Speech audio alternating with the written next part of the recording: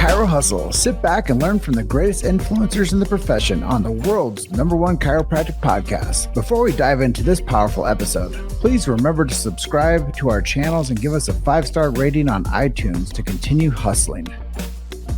This episode is brought to you by Peach State Payments. Ethical processing, more profit, less stress. Chiro HD, more than an EHR. Practice management simplified. The Chiro Speaking Company. Attract, educate, and convert. Chiro Spring, cloud-based, user-friendly software with all the essential features chiropractors need. OmniWave, redefining comfort and acoustic wave technology. Chiro Health USA. Chiro Script AI. Chiro Moguls. Pure Chiro Notes. 5-Star Forge, Titronics, Sherman College of Chiropractic, Life Chiropractic College West, and the IFCO. Let's hustle. Hey guys, welcome to episode 729 of the Chiro Hustle Podcast. I'm your producer, Luke Millette, and here's your host, James Chester. So today we had the opportunity of interviewing Dr. Matthew Munson. And if you want to hear our conversation about business strategy and supporting vets, stay tuned for the full episode. Welcome back. This is another episode of the Chiro Hustle Podcast. Today I have Matthew Munson coming on with me, longtime friend. I've seen this guy from rugby days all the way now to creating massive empire with business development. We're going to talk to you guys about some amazing things, business within chiropractic space, advice for young DCs, negotiation ideas for a chiropractor to place themselves in this world and not get taken to the cleaners. He's a military veteran from the Marines.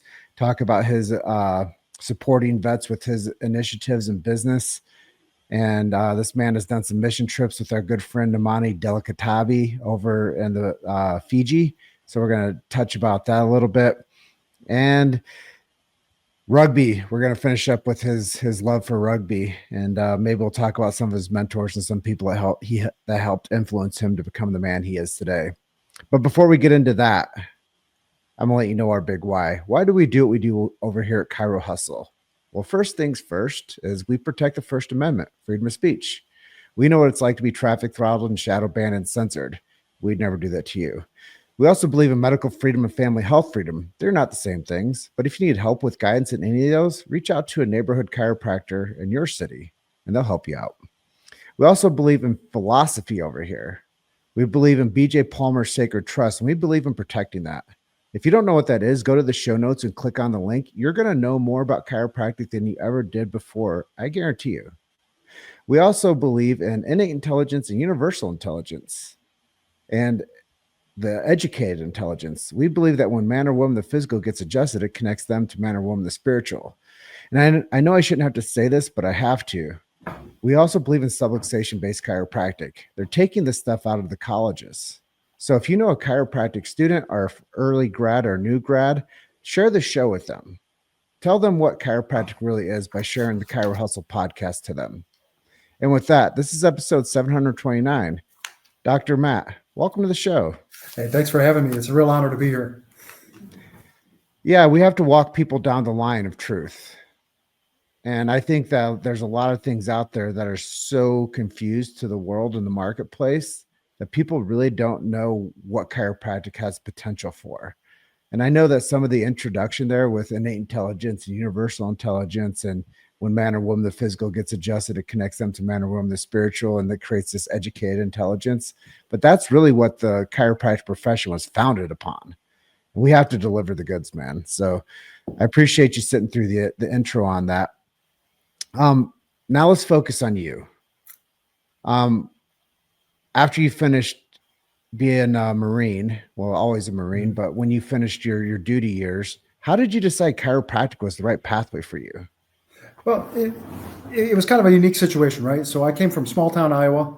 My family they both worked at a factory. Nobody had ever had a business background or any kind of medical or professional background whatsoever. So I joined the Marines just to get out of my hometown. And I joined the reserves. So I was still able to go to college. And while I was going to college, I was playing rugby at the University of Iowa. And then I got picked up by the All-Marine Corps rugby team. And what an incredible situation that was, because I ended up meeting one of my longtime best friends, who's a congressman now, Congressman Dr. Rich McCormick. And he was this legendary guy. He was on American Gladiators. He was one of the top athletes in the Marine Corps and actually the world. And I was just this real low ranking nothing of a guy. Most of the guys on that team had played in college and they were officers. And I was an enlisted guy and I was like an E3. I couldn't have been much lower, you know? And there's no rank on all Marine sports teams. So I'm hanging out with majors and lieutenant colonels and colonels, and they're actually taking me to the side and they're teaching me things and they're being really kind to me and they're being friendly to me. And that's what really kind of launched things, because then I actually realized what I'm capable of. And then from there, that was in 2003. I went to Palmer in 2004 and started playing rugby with the Palmer team. And, you know, anybody that was part of that time, 2004 was just a wild time because we had a bunch of life guys that had come up. We had an incredibly talented team. And again, it was just to be a fly on the wall in those rugby vans or in those rooms and learn from all of those guys with so much experience was just a world-class experience. So I have to ask you, what city did you grow up in? I grew up in Algona, Iowa. Okay. Well, I'm also an Iowa guy. I grew up in Davenport. So okay. You landed in Davenport, my hometown. Yeah. And what a cool experience that was. I thought Iowa City was a lot of fun when I was an undergrad. Like it had nothing on Davenport going through grad school, man. That group of animals, it's like the universe just tore itself open and like 50 of the biggest personalities you can possibly imagine just dumped themselves in Davenport that day. Yeah, really cool, man. Yeah, see, that's what the value of doing these interviews is. You get a chance to have, you know, friends and families and colleagues to like get a snapshot on why you became the man you are today. And a lot of it's the journey and the pathway we take. And I think it's really cool that rugby got you to where you are today. It absolutely is. And you know, at some point I'm going to write a book, and I should just title it like I Walked on the Shoulder of Giants, because, you know, very early in my Palmer career, you know, I met guys like Dr. Nick Saltis and Dr. Fred Schofield and Dr. Scotty Castile. And these guys were just amazing. And again, just like in the Marines, these just phenomenal personalities and the very successful guys who would sit down and actually give you the time of day, and they'd spend a half hour with you as a student. And that mattered so much to me, because when we were in the Pie House, every homecoming, you'd see all these people come through, and some of them were just completely full of shit. And then you had these really fantastic guys that would sit down and be like, no, this is how it goes, guys. There's no elevator to the top. You got to take the stairs, and it's step by step, brother. And they actually shared their real stories with you. And that's what really mattered to me. And that's what gave me the confidence to go out and try things on my own. Because I'm like, man, I'm not good at that, but I know I can grind. I know I can hustle. I know I can grind. Those are my strengths. That's what I can do. But that's what those guys did. And that's how they built their empires. And not only that, but they're the type of family men that you would actually want to be like. They have balance in their life. You know, you can have the best practice in the world, but if you go home and your spouse hates you, or you haven't seen your kids all week and you're missing all kinds of really important events and you're drinking yourself into oblivion every weekend, or drugs or whatever, like, what are you doing, man? Right? You've missed it. So you're talking about some of the people that have helped influence you to become the man you are today, but I want to talk to you a little bit about the other parts of the profession, which is, I want to get to business eventually, but I have a really important question. Like, how important is philosophy to chiropractic? Listen, philosophy is everything. You know, as I sit here and where I'm at now. So to give you a kind of a full quick and dirty rundown, I had my own practice from 2010 to 2019, and I sold that because I got into gaming. I noticed a lot of my Marines that I served with were coming back home and they were taking their own lives, and it struck me really hard. And I was like, and I spent a couple years really praying about this and thinking about this, and if I wanted to make a bigger difference, what I needed was more resources and more money. And so that's how I got into gaming and privileged licenses. Still love chiropractic and was still doing mission trips, right? You know, because I'd rather give it away than not do it, you know? So that's what kind of really opened the door, is like, how can I make a bigger impact in the world? And that kind of was my calling, was to help veterans. And so we donate 10% of our profits back to suicide prevention for veterans and first responders. And then since I kind of started looping on that, then I got into federal contracting. You know, nobody spends money like the U.S. government, right? And so now we can take some of those resources and we can allocate them where they're supposed to be, which is doing the most good for these people. So philosophy is everything. Your why is so much more important than your how. Mm-hmm. Yeah, and that kind of like takes me to that next strategic part of the conversation. Business. Mm-hmm. I know that you're a serial entrepreneur, and business development, project management, and team building. How Mm-hmm. vital are those elements to people that are wanting to start a chiropractic practice? Oh man, it's so important. Chiropractic is a funky profession, right? Because we have the best healthcare product in the world, right? And a lot of people don't appreciate it as much as they do. They're always looking outside of it and say, well, if I just had that, or if I just had this new fad. And I'm old enough now where I've seen 4 or 5 waves of new fads that have come through. Nothing beats the adjustment, guys. So first and foremost, that's what makes us special, and that's really needs to be the nucleus of where you're at. You can move the bone, you move the joint that's stuck, you take the pressure out of the spine, you free up the nervous system. The patient's going to get better. Their life is going to improve. You're adding years to life. That's the most critical thing. But now everything beyond that, you can really expand on. And like what we're doing now is we're expanding what the chiropractic capability is in their office, right? It's not just come in, fill out this form, get some x-rays, get adjusted and leave. You can do labs, right? You can expand on that. And I think chiropractic as the profession is at a unique crossroads, because with AI computers, I can take all the textbooks from medical school and I can upload them into a computer, right? And then I can take all the data. I'm working with a group that's just an insanely talented group of AI programmers. They go into hospitals and they can do all the analysis. They can analyze millions of data points and figure out why patients are dying of sepsis, right? And what needs to happen. And they analyze everything from the green jello to the red jello. Like, what did this patient eat last night? And they really break it down. We can bring that component into our offices now. And it's not going to add a tremendous amount of overhead, right? It's not like you're hiring other professionals and then you have to manage that and you have to deal with that. You have the ability to bring in a lab, like a kiosk, do 50 key data points on that kiosk, right? You can do wearables, right? You can have the Oura Ring, you can have a Whoop strap, you can look at all these people's vitals over the course, and you can be that primary healthcare provider, not just an adjuster. So this tees up like the perfect question is, where do you see chiropractic in the next decade then? We have to go after this with a sense of urgency, because I go to DC back and forth quite a bit. I'm a federal contractor. I work with some really big companies going back and forth. I introduce some language sometimes. A lot of times it's just facilitating meetings and finding out, how to get in that lane. And where's chiropractic going to be in 10 years? If we don't get our crap together up on Capitol Hill, it's not going to go anywhere. It's going to be exactly where it's at. The average chiropractor is going to make the exact same as what they're making now, right? And they're always going to be looked at as kind of a second-tier professional, which shouldn't be the case at all. I think chiropractic should be beyond that.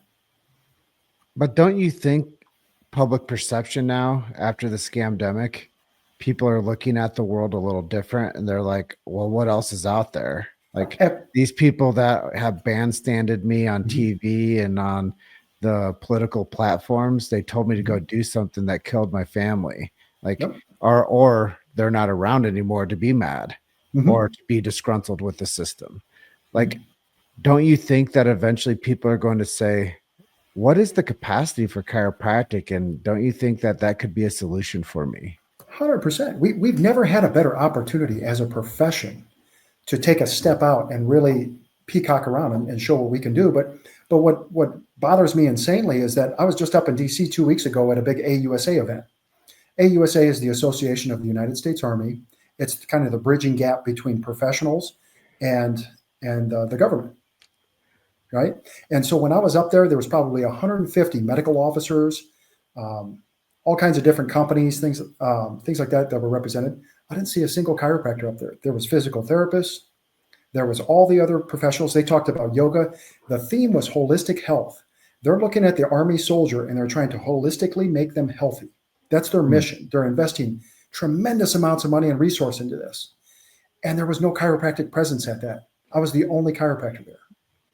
I got one initiative for you. I know we're on a live interview and this is going to be evergreen.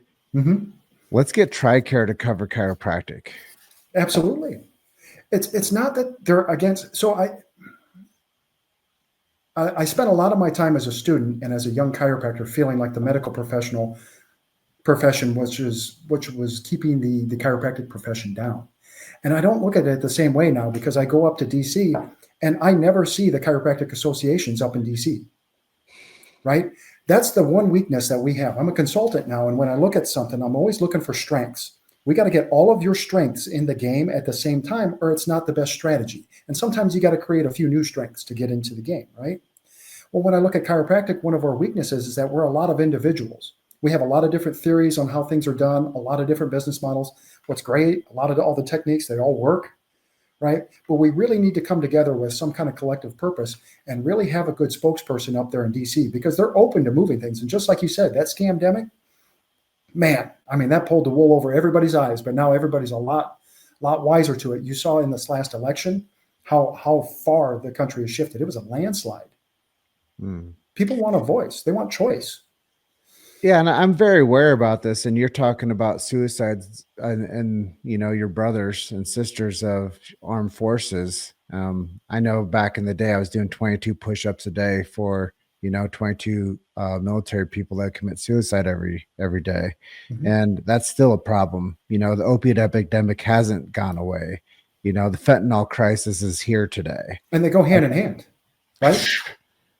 Right. Every one of these guys. It was like the next level of the game to them. It really is. And I've seen so many sad situations. So I got motivated to do this I had a couple veteran, very close friends of mine that took their own lives. And since then, it's such a common thing. 7,085 U.S. military personnel, men and women, have been killed in the war on terror in the last 22 years. Over 120,000 have taken their own lives. And that's not counting the people who've attempted it. That's not counting the guys who drank themselves into oblivion and beat their wife up, or, the mom who got a DUI on her way home and then now she can't be there for her kids. Like, that's not counting all the dysfunction that goes into that. And that's where I think chiropractic would just be amazing. I mean, we're just up at AUSA talking about this exact same thing.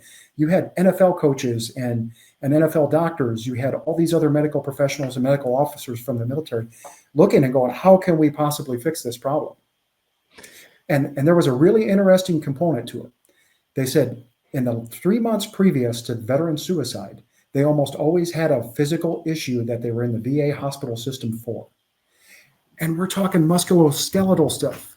Like, this is stuff that's preventable, and this is stuff that is very treatable with us. I mean, this is what we do. But do you think that we need to make them use our languaging? Do you think we need to say chiropractors adjust subluxation? We don't deal with the musculoskeletal component. That's what MDs do. That's what PTs do. We actually work with the misalignment, the spinal joint, putting pressure on the nerve. Once that pressure is removed, philosophically speaking, once again, to the core of my show, what if we got them to actually adopt the philosophy of chiropractic into the coding that they produce, to where we can actually produce real chiropractic adjustments and not a fucking manipulation? The only people that are holding us back are ourselves.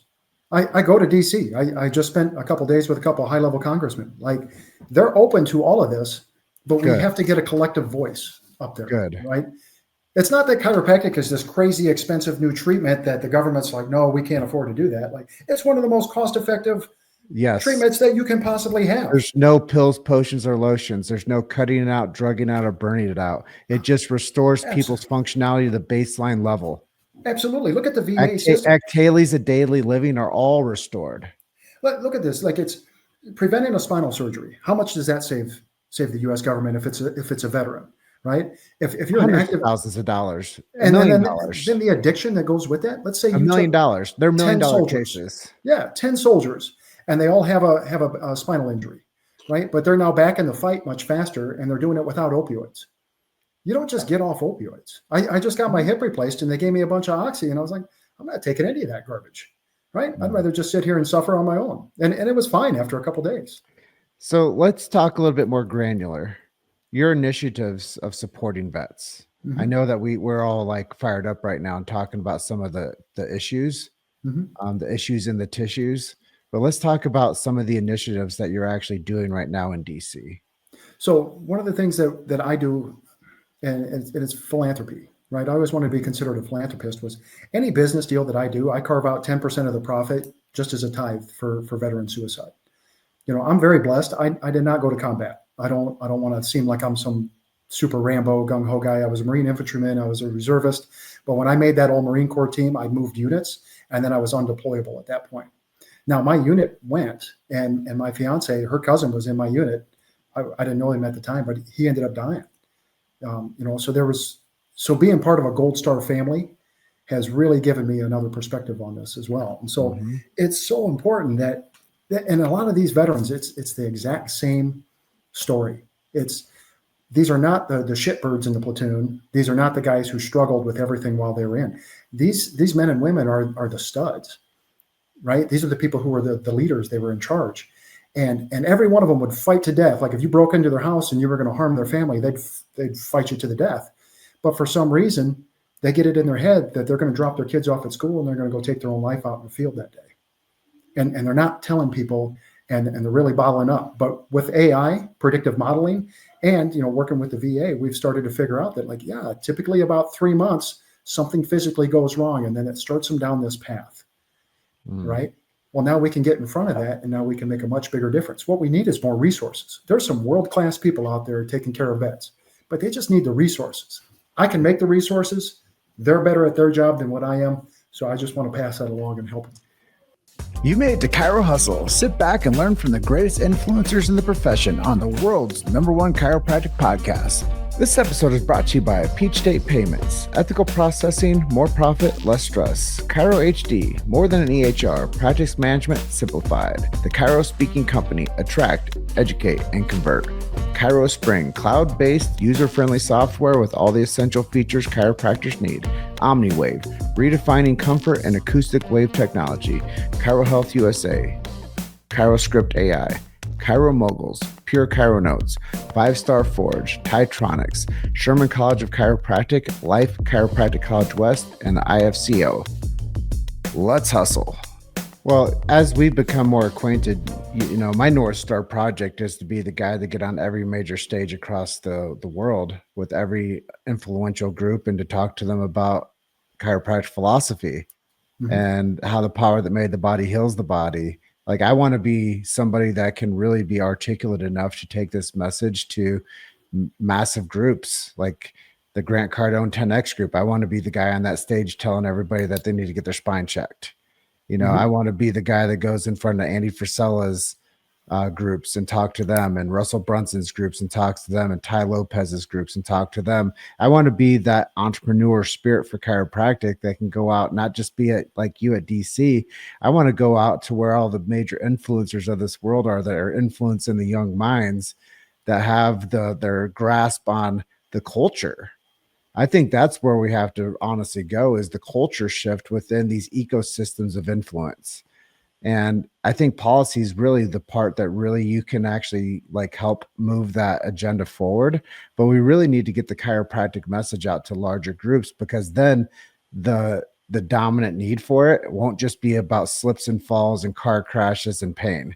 It'll be about restoring people back to a baseline. Like I asked you off camera, what are you doing for your health? You're like, bro, I'm doing yoga. Like, imagine if everybody I interviewed that wasn't a chiropractor, I said, hey, bro, what are you doing for your health? And they're like, dude, I go see a chiropractor. Like, the culture has to shift along with what you're talking about, is getting in the ears and start getting on Capitol Hill. Yep. And I think that some of that responsibility then goes right back to the profession, which is like, okay, how can we make a better impression of ourselves when Amen. Right.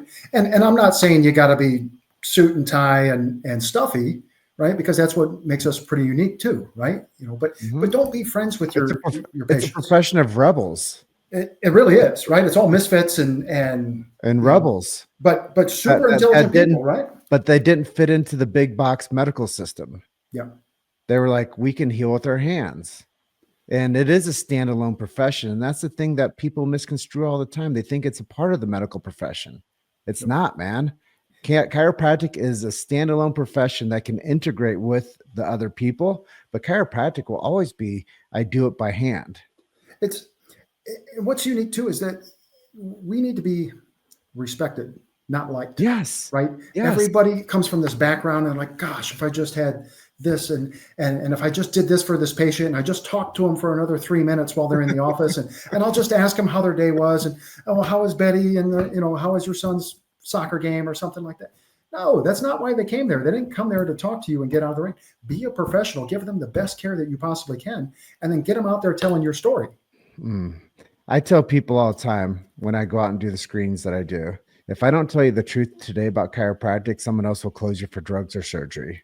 And that's it. And I just did a talk with just a fantastic chiro down the road. And he's a great guy. He's a great friend, but he doesn't use the word subluxation because he's scared to. Right? He's scared that he won't get the referrals from the MDs if he does that. And they're blackballing these guys up in Canada. Mm-hmm. They're like, you can't take x-rays. It's like telling a dentist that they can't take x-rays and be proficient at their job. Well, think about this. Nothing stays the same, right? The pendulum is always swinging. And so the chiropractic profession came up and think about the chiropractors that came before us. I mean, they went to jail for practicing this stuff, right? And we got people who are afraid to tell people the truth. Mm-hmm. People went to jail for that. And that's why a show like this is out there taking the lead. Yeah. A non-chiropractor telling the chiropractic truth, because I believe that nobody can hit my license. There's no board complaints for a guy like me. Right. I can go out there and bandstand and politic for this profession, and some asshole can't put a board complaint on me because I was out there telling the truth about their profession. Yeah, what a resource that is. I mean, when you get into politics, especially high-level politics, look at how nasty it gets, right? Mm-hmm. So if you're going to go up there and you're going to try to move policy, and the pharma lobbyists and the MD lobbyists, they're a threat to be reckoned with up there in DC, right? Mm-hmm. But it's that hate and that vitriol that we take on. That's a heavy burden, So this is just a great resource for all the chiropractors that are out there, James. Amen. And really, that's why we hold our line. That's why I open the way that I do. I really think that protecting the First Amendment is so vital. Like, I used to have 100 people that would watch this thing live. I have 2 on today. You think they don't want my message to get out? Right? Little podcast guy, James Chester. Like, no, they're trying to stymie the message still today, even with a new election. They haven't fixed the censorship problem. Oh, it's gross. Listen, we have to repair that too. Oh man, I do it. I do it all the time. I see all these congressmen and senators and the stuff. I mean, they can post a picture of them and like a 12-year-old who just got cured from cancer, right? And the hate that comes in on those threads is just absolutely incredible. So it takes some really thick skin nowadays. It's probably pretty comparable to the docs back in the 40s and 50s. With how much hate that you see on social media, because people are so much more accessible. Well, BJ Palmer said it the best: early to bed, early to rise, work like hell and advertise. Yep. And Bob Marley follow up with it. He said, I never take a day off because the bad guys never do. Where would we be without somebody as dynamic as BJ Palmer? Right? And then his son, David Palmer, who started the rugby program at Palmer College. Yeah, the visionaries. I mean, they knew they had something special and they didn't sell it out, right? You go back to the whole history, right, with the AMA and everything that was going on. Like, we were so blessed that the Palmers owned those radio stations and they were financially stable enough that they didn't have to cut a deal, right? Like I was telling you, like, one of the things I tell young kids is, words of wisdom. Go make a bunch of money, become super successful to where nobody has to tell you what to do. That's the single best thing you can do as a young chiropractor coming out, is to become wealthy and be a pillar of your community and have the little kids that go to school with your kids say, I want to be a chiropractor like your dad or your mom, right? That's the best thing that we can do as a profession. And you're going to need to make money because fights cost resources, guys. It's the way it is. You want to go up to DC and you want to have a lunch with these guys? It's going to cost you money, right? You got to be able to sit there and you got to be able to do it. I call it the pay to play model. Hey, we didn't invent it, but it's alive and well up there, right? But if you want to make an impact and you want to do something, you want to make a difference, that's what it's going to take. When we did our mission trips, right? Yeah, let's talk about that. I think that's really cool, because I think that's really vital for everybody to hear at the end of our show today is like, talk about the mission trips that you did to the Pacific Southwest. Pacific South. Pacific South. Yep. The Southern Pacific. It was what an incredible thing. And this, the real quick story on this is every year I make a list of 10 goals where it's, if I'm going to have the best year of my life, these are the 10 things that I'm going to do. And maybe that's the right thing or wrong thing to do. But then whenever you're having a bad day or a crappy week and nothing's going right, you pull that list out and say, well, what's one action item I can do to get me closer to that goal? Right. And I had written down in 2015, I still have that paper somewhere. I want to do a mission trip in the South Pacific. And I was trying to organize it. So I was calling around and it was hard because, there's a big time difference. So when I'm sitting in my office, everybody's in bed over there and I don't really speak the language as well. And just was gaining absolutely zero traction on the thing. And then out of the blue, I got a call from Dr. Namani. And he goes, hey, bro, I think you'd be a great addition to this group. And so we went over there. And just what an incredible experience. But that took resources. I'm taking 2 or 3 weeks off from my office, and that takes resources. Flying over there, having to help a lot of these college students that didn't have the resources. Like some of these people were showing up with no sunscreen, no water. I mean, nothing, right? Well, yeah, you got to look after those kids because people like Saltis and Schofield and Castillo, they looked after me, right? That takes resources to be a good mentor, be a good example for these young docs, right? Don't go out there and sell them a bunch of bullshit. And I mean, that's some of the advice I'd give young docs. I had it listed out here was don't buy bullshit, but when you make it, don't go back and sell it either, right? Be honest with these young docs coming out. It's not going to be a straight line to the top, right? And I know rugby is a good foundation for you. I do want to talk to you a little bit more about mission trips, but I know rugby is a great foundation for you. Mm-hmm. What advice would you give to these young students as they're matriculating through their undergrad into the doctorate program? Oh, man. So if you haven't played rugby, try it out, right? Get involved with the team because those are your core guys. It's been 20 years since I was back in school. And those rugby goons, man, like I still lay in bed and giggle at night. And I'm like, oh, my God, I'd forgotten about that, just such personalities and character. But I got to sit and talk to a guy from Fiji. And then I turn around and I talk to a guy from New Zealand. And I talk to 3 guys from Canada, all across Canada. Some were from urban areas, some were from rural. You don't get that in your classroom, right? You get that in rugby. And rugby bonds you. If you sweat together, you bleed together, like it bonds you. That's what the military does. And so I brought that same concept to my staff. I'd hire a personal trainer and we'd all go and we'd work out together and he'd just work the hell out of us. But you could tell who really wanted to be there and be part of your group, and it bonds you together. Mm-hmm. So kind of a good little tool for young docs. Yeah, and I just think as you're talking about, be a pillar of your community, be highly successful, set an example, and then tell everyone about chiropractic. I think that's the other part too. Is don't be bashful. Don't be bashful about why you went to college. Don't be bashful about your career. And go out there and save some lives. Yeah, be a good communicator too, right? Amen. You're not going to be a good communicator coming out of college. So don't think that you are. Don't go, well, I took a speech class, in high school or whatever, and I got an A or whatever. Like, no, that's a skill set that you should be constantly working and improving on. You look at politicians, right? And some of my buddies are there. They were terrible. It was laughable when they first started their first events and their first speeches. And now they're so polished and they're so smooth, right? That's how we got to get better about that. Who's really good at that is FJ Schofield, Dr. Schofield.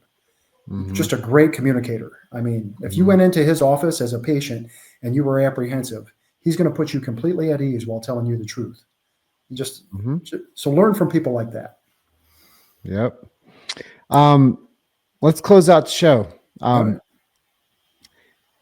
Tell me a miracle story. Tell me something you've seen when you're in practice, or maybe on mission trips. Something that you remember that was just something like that other people might get some inspiration from. So I'll do 2 real quick here. I spent some time thinking about this. So one was a patient of mine who he had Downs, and his mom was dying, and all he wanted to do was win a gold medal for her in the Special Olympics. And he couldn't because it was his back, because, the job that he had as somebody with Down syndrome at Home Depot was manual labor. And they always gave him the heavy stuff, and they always gave him kind of the shitty end of the stick. So he comes in with tremendous amounts of back pain, can't really function that well. We got him better. He ended up winning 3. And that's my favorite photo from my time in practice. And then the second one was this gal that came in. She had lockjaw for 10 years. She'd been to over 50 different professionals, maxillary surgeons, dentists, everything you can imagine, right? But nobody had ever taken an x-ray of her cervical spine. And she had a completely compressed disc at her C5 superior cervical ganglion, which goes right up into the jaw. And that's what it caused it. So she went from having to take a blender to parties for 10 years, blending her food. You pour Coke and a slice of pizza in there, blend it at a party. So depressed, just so beaten down, to 2 weeks after her first adjustment, she could open her mouth 4 fingers width. And by the end of 2 months, she was eating steak again. And think about what that does to somebody. It's not just a pain thing. It's not even just a subluxation. It's a quality of life thing. And everybody can see that. It's self-esteem. Oh, she just blossomed. It was just awesome. It's vitality. Yeah. And nobody else could do that. There was no other profession that could do that because she had already gone to them several times, right? But they just don't look at things the way that we look at them. So we have such a unique skill set, and we can't be afraid to use that. Mm-hmm. Is there anything I didn't ask you that you wanted to share today? Let me see. I think chiropractic as a profession really kind of needs to look at the future and look at the next 10 to 12 years. And we should be looking at moving legislation that allows us to incorporate some of the things to use, like labs and diagnosis and biometrics and things like that in our offices. We don't have to water down or bastardize this profession, but we have it now where you can do a test where you can do a cancer screening with a breathable, right? Something you can breathe through a tube and it can tell you, are you precancerous or what's going on? If somebody's pre-diabetic, what are we doing to get them off that? Right. Mm-hmm. So we can expand that, and we can also push the MDs aside, because all the MDs have is a prescription pad, and they diagnose. Well, computers can diagnose better now than an MD can. So I think things are really getting great for the chiropractic profession. Everybody's sitting on a desk, everybody's staring at a screen. You know how terrible that is for your spine, right? Mm-hmm. This profession's needed more than ever. I go stand toe to toe doing screenings. I've done over 800 of them. I scheduled over 11,000 people. And if that's the metric that I've followed, I can't tell you how terrible of health the people that don't schedule with me are in. Right. Like, it's astounding when I go out and see the humans walk by me, and I know how poor their diets are. I know how poor their water that they're consuming is. I just know how deficient they are as an organic, person. Yeah. And they couldn't be further from health. So I do think that being able to have early detection for people and to fight the big three, cancer, heart disease, and diabetes, if we don't do that well over the next 10 years, the medical industry is going to be defunct. It's teed up for us on a silver platter. It's thoughts, traumas, toxins, right? Everything you just listed right there. Thoughts, traumas, toxins. Okay, that's what causes subluxation. That's what causes dysfunction. That's what we fix. Right. And we can detect that, and we can show that now. One of the issues when I was young was that you couldn't show a subluxation on an x-ray. It was this mythical thing. Well, now we can with motion study x-rays, right? You can do thermal scans. You can show people. Seeing's believing, right? Sometimes you got to hear it, feel it. Now you can see it. Inflammation. That's what a subluxation is. Yeah. Yeah. It's dysfunction. Just putting pressure on the nerve, causing some type of dysfunction in the organ system. Yeah. And that relays to the receptors of the nerves, and it tells us the smoke's on. There's a fire here. Yeah. I always tell patients, you have 144 joints in your spine, right? And our spine is so incredible, and it's designed to support gravity with these wonderful curves, and everything that we do all day is against that. When you sit on your ass, your back flattens out. When you lean forward on a screen, right, it puts all that pressure, it causes those joints to get stuck. That's what a subluxation is. Just like the meniscus in your knee, if you wear that out, that's what you're doing to your disc. Now it's putting pressure on the nerve. Now it's causing stenosing. Now it's got inflammation in your spinal canal. Now you got problems. Now you're compensating. Now you're drinking more. Now you're taking opioids. Now you're not there for your spouse and your kids. You're going to die 20 years younger, right? You're going to end up in a nursing home. Nursing homes are preventable. 90% of them go there because of neurological issues with their lower body, not because they throw great Super Bowl parties, right?